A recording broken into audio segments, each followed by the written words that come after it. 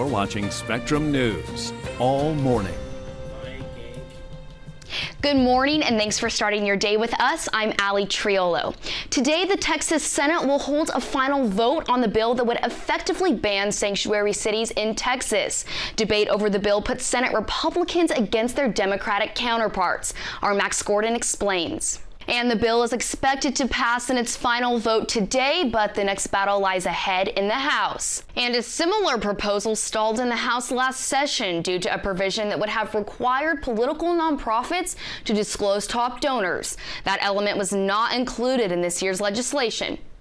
And today, marijuana advocates will converge on the Texas State Capitol for Texans for Responsible Marijuana Advocacy Day.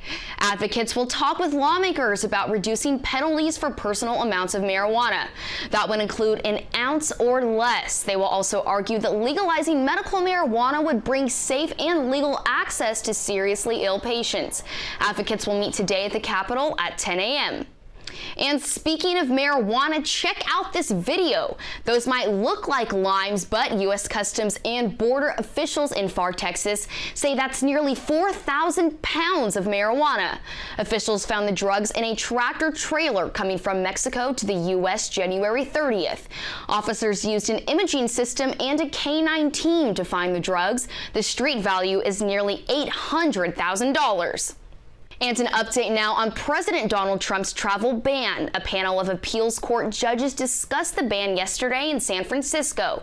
They also questioned an attorney who challenged the ban and said that it targeted Muslims. But Judge Richard Clifton says just 15% of the world's Muslims would be affected by the ban, and a decision is likely to come later this week. No matter what the court decides, either side could then ask the Supreme Court to intervene. Last night, Senator Elizabeth Warren was stopped while reading a 1986 letter from Martin Luther King Jr.'s widow.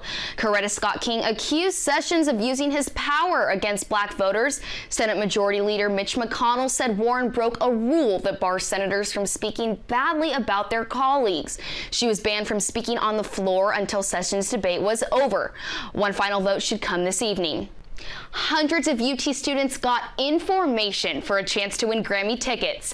Ellen DeGeneres tweeted yesterday telling UT students to put on their best Beyonce outfits in exchange for the free tickets. The students only had a few hours to get their costumes together, but they still came out in style. All inspired by Queen Bee, of course. The students say it was worth it, though, for a shot at going to the Grammys. It would mean so much. Yeah, that would be so awesome. I mean, yeah. Poor college students, so that would be great. Really be like a moment for us to be like, oh, we're fashion students from the University of Texas at Austin, and we get to go to the Grammys. The finalists had a live Skype session with Ellen so she could select the winner of the tickets. Time again for another check at your weather and traffic. First, let's head to Dan Robertson in the traffic center. Dan?